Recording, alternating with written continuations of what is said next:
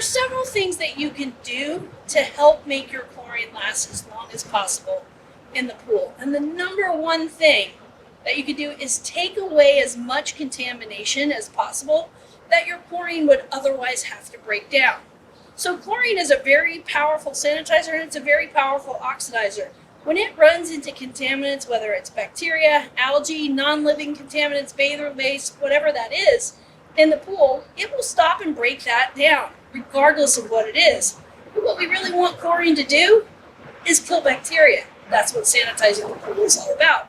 So in order to help your chlorine, in order to make your overall pool care maintenance program as efficient as possible, you can remove as many of those contaminants as you possibly can so the chlorine doesn't get distracted. Relieve some of the burden on chlorine, let it do its job at killing bacteria and sanitizing, and you'll find that overall your pool care program gets more efficient.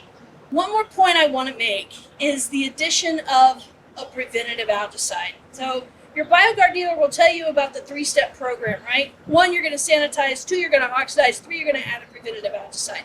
That preventative algicide plays a very big role in your pool care maintenance program, especially where it comes to the activity of chlorine.